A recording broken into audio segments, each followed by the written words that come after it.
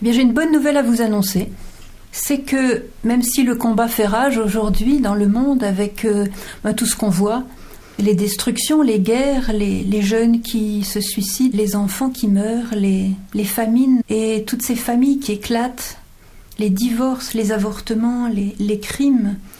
La bonne nouvelle, c'est que le Seigneur nous a offert et nous invite à rejoindre le bateau de la victoire. C'est-à-dire que quand nous parlons des puissances mauvaises, de Satan, de ses anges, des démons et des puissances infernales, il ne faut surtout pas s'enfermer dans ce thème et perdre de vue que Satan finalement passera, que le péché passera, que même le mal du monde passera, mais que nous sommes branchés sur ce qui ne passera pas. Et je vous invite pendant cette heure à vraiment qu'on se réjouisse tous de cette victoire que le Seigneur nous offre, qu'il a déjà acquise au prix de son sang. Et nous allons donc faire un mouvement intérieur maintenant de nous mettre vraiment avec lui, je dirais, dans le bateau de la victoire, dans le camp de ceux qui remportent la victoire, dans le camp des vainqueurs. Pourquoi est-ce que Marie obtient pour nous tant et tant de victoires ? Pourquoi elle est si prompte à répondre lorsque nous lui faisons confiance et que nous nous blottissons contre son cœur immaculé ? Alors je vous lis un message qu'elle a donné en mai de 1995 à Medjugorje. Chers enfants, je vous appelle. Aidez-moi par vos prières à rapprocher de mon cœur immaculé le plus de cœurs possible. Satan est fort et de toutes ses forces, il désire rapprocher de lui et du péché le plus de personnes possible.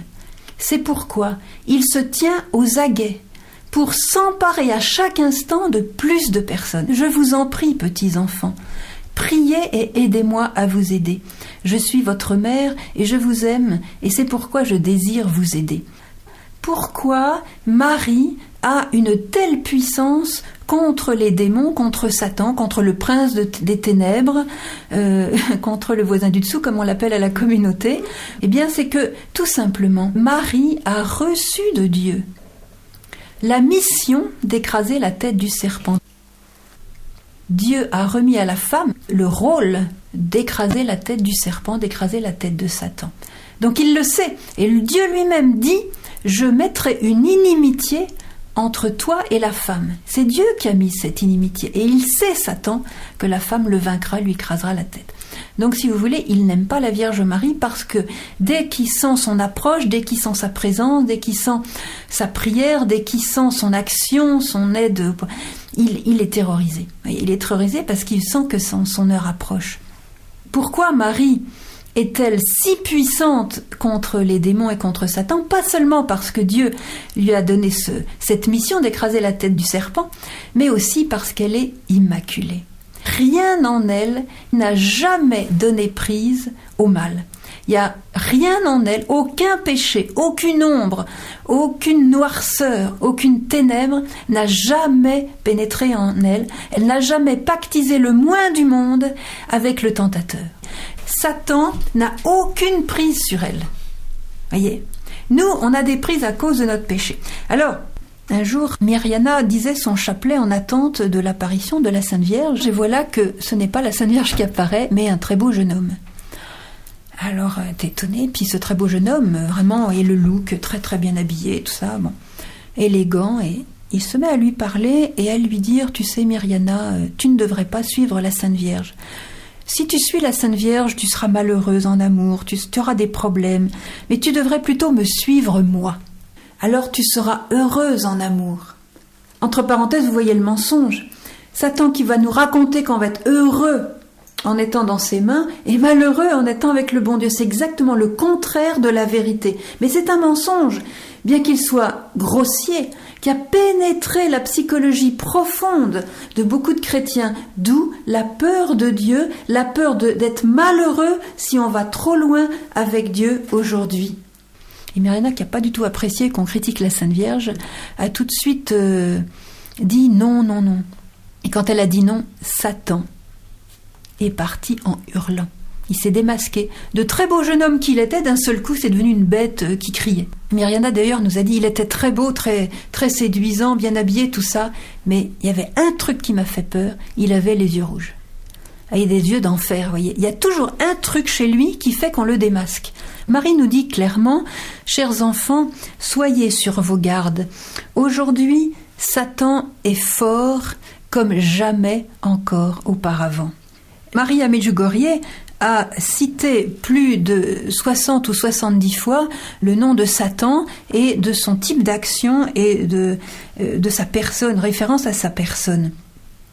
On observe aujourd'hui effectivement un accroissement de son activité parce que son temps est limité, son temps touche à sa fin, c'est sûr. Plus on approche du retour du Seigneur, et c'est pas moi de donner des dates, loin de moi de ça, mais nous voyons qu'il y a une recrudescence absolument effarante de l'œuvre de Satan et du satanisme. Marie nous parle de ça parce que comme mère, elle nous met au courant de l'identité de l'ennemi et de ses armes afin que nous vainquions avec elle et avec le Christ. Alors, si vous voulez, nous sommes sur un champ de bataille. Il est très important sur un champ de bataille de savoir quelles sont les armes de l'ennemi. Est-ce qu'il va venir avec des chars, avec des avions, avec des armes chimiques, afin de pouvoir préparer sa défense.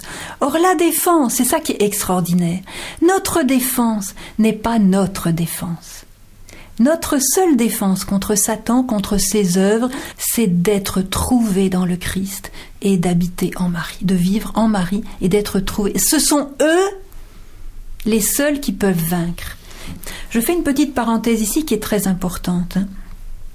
Il ne faut jamais dialoguer avec l'ennemi. Il ne faut jamais dialoguer avec Satan. Ève l'a fait, elle s'est bien plantée. Parce qu'il est beaucoup plus malin que nous. Et bien malin celui qui pourrait dire « Oui, mais Satan, j'ai pas peur de lui, je peux parler avec lui. » Et, par exemple, il y a des gens qui se sentent mal ou qui sentent que Satan rôde autour d'eux et que bon, ils sont embêtés par lui. Et allez, va-t'en, sale bête, ou des trucs comme ça. Ils font des injures et des choses comme ça. Non, ça c'est une mauvaise technique. Parce que c'est rentrer déjà, c'est déjà lui donner de l'intérêt, vous voyez. Il faut savoir qu'il existe, il faut savoir qu'il travaille, mais ne pas le regarder, ne pas faire cas de lui, si vous voulez, tout en reconnaissant son existence et son action. Je voudrais donner aussi un exemple de l'action de Satan. Alors, c'est le fameux coup du cric que beaucoup d'entre vous connaissent. Tu connais pas le coup du cric, Francine? Attends, accroche ta ceinture. Voilà. Donc, c'est un certain Bernard Dupont qui prend sa voiture pour aller quelque part et il est tout seul dans sa voiture. Il a bien recommandé à sa femme et ses enfants de faire le plein, de tout préparer, de vérifier l'huile et tout ça. Et puis, il s'embarque. Bon. Et il se trouve en petite route de campagne et voilà qu'il crève. Ah ben pétard, voilà que j'ai crevé. Bon, il s'arrête, il vérifie son pneu, et puis au moment d'ouvrir le capot, enfin, il cherche son cric. Pas de cric. Ah, ça y est, ils ont oublié de remettre le cric. Ah, je leur avais pourtant bien dit de tout préparer, que j'avais pas le temps de m'en occuper, puis comment je vais faire maintenant? Oh, bah, qu'à cela ne tienne, je vais faire du stop, et puis j'irai dans le premier village. De toute façon, il y a un village là, 2-3 kilomètres, c'est le village machin. Là, je sais, au début du village, il y a un garage, il y a un petit magasin où il y a les éléments pour les voitures, pas de problème. Donc, je me fais conduire en stop jusque là-bas. Alors, il commence à faire son stop, il n'y a pas une voiture qui passe. Bon, au bout d'une heure, il est un peu fatigué de faire son stop et d'attendre. Il se dit, je vais y aller à pied. Donc jusqu'à présent, bon, il est contrarié, il est un peu mécontent, mais c'est pas tragique. Alors, il commence à prendre ses baskets, à faire sa petite marche à pied, et il se dit, tiens, un cric, je vais donc trouver un cric chez le magasin machin. Là, un cric, combien ça va faire? Un cric, c'est un bout de fer, un cric, 20 francs. Pas plus de 20 francs pour un cric, bon ça va, j'ai de quoi, pas de problème. Alors il fait encore quelques centaines de mètres, il dit 20 francs, oui, enfin faut pas non plus croire que pour 20 francs je vais avoir un cric, ça c'est un tout petit bled, si ça se trouve ils vont augmenter les prix du fait que c'est un tout petit magasin, c'est pas comme les supermarchés, donc faut quand même que je compte, quand même 30 francs pour ce cric. 30 francs pour un bout de fer, c'est quand même bête, enfin c'est comme ça. 30 francs pour un bout de fer, c'est quand même stupide, si quand même ils avaient pensé à mettre ce cric, voilà. Alors il continue quelques centaines de mètres, il dit Mais, pas que je me fasse d'illusions, 30 francs, moi j'aurais pas un cric pour 30 francs. Hein. Le gars, voyant que j'ai plus de cric, hein, il va en profiter. Si ça se trouve, son cric, il va être à 50 francs. Ah non, mais alors là, mais alors maintenant, alors voilà, c'est comme ça. Maintenant, les commerçants, hein, moi je travaille avec la sueur de mon front, et maintenant ils vont me faire payer un cric 50 francs. Mais c'est franchement n'importe quoi pour un bout de fer.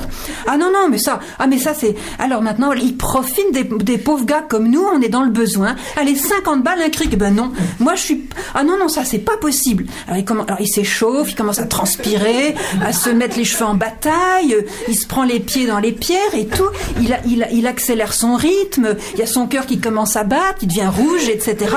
Il dit 50 balles le cric. Ah non, mais ça... Et puis... Ah, mais moi, il faut pas que je fasse l'innocent. 50 balles, eh ben non. Moi, le gars, si ça se trouve, le gars, hein, eh ben, tels que sont les gens maintenant, hein, eh ben, le gars, 80 francs, à tous les coups, le cric, ça va me coûter 80 francs. Eh ben, ça, c'est de l'arnaque. Moi, je vous le dis, hein, un cric pour 80 francs, un bout de ferraille, 80 balles, c'est de la pure arnaque. Eh ben, moi, je vais lire son fait au gars, hein. Ah non, mais c'est un scandale. Moi qui travaille à la sueur de mon front, hein, moi qui suis vraiment honnête dans mes affaires, 80 balles un cric, c'est de la honte. Moi, alors, il arrive chez le gars, il ouvre la porte avec violence, il claque la porte et lui dit, votre cric, pour ce prix-là, vous pouvez le garder. Pardon, excusez-moi, monsieur, vous désirez quelque chose? Et là, le gars, dans sa fureur, fait le tour du machin, il voit, cric, 15 francs. Oui, j'aurais aimé avoir un cric, s'il vous plaît. Voilà, ça sera 15 francs, monsieur. Mais enfin, je voyais que vous êtes fatigué, je vous le donne, allez. Voilà. Alors ça c'est typique. Alors évidemment, c'est un petit peu imagé. Vous avez droit au son et lumière, vous voyez. Mais quel mécanisme courant. Vous voyez, c'est exactement. Qu'est-ce qui s'est passé dans le mécanisme que Satan vous a remonté la manivelle? C'est le coup du cric, quoi. C'est vraiment à tous les niveaux. Le réel, c'est une vraie contrariété. Voilà. Qu'est-ce que fait Satan? La contrariété, elle est là. Alors lui, il raffole des contrariétés, des souffrances, des blessures. C'est son truc. Comme il est lâche, il a besoin de la faiblesse de quelqu'un pour insinuer ses venins. Alors, il a suggéré à cet homme que, franchement, sa femme et ses enfants sont nuls, etc. Bon. Et puis, il a fait de la mousse avec la contrariété. Il a fait une montagne d'une queue de cerise. Et le gars a décollé du réel pour se projeter dans un irréel, dans des suppositions, dans des doutes, dans une imagination. Alors là, Satan est le roi. Quand on lui offre notre imagination, alors c'est vraiment sa zone. Décoller du réel pour l'imaginaire, le rêve. Alors ça c'est la grosse pente savonneuse aujourd'hui, surtout avec le New Age. Et les jeunes raffolent de tout ce qui les fait décoller du réel, qui est le vrai dur pour eux. Faut bien le dire, dur pour eux dans les familles, dans le milieu de travail, dans les sociétés actuelles, c'est dur pour eux. Alors on leur propose par Satan les musiques, les évasions, l'irréel, voyez, la drogue, etc. Alors contre cela, Marie, évidemment, nous donne la solution. Et la solution, c'est la prière, et en particulier la prière du rosaire qu'elle recommande énormément à propos d'une arme contre Satan. Elle nous dit ne priez pas seulement avec vos lèvres et votre bouche, l'important c'est le cœur.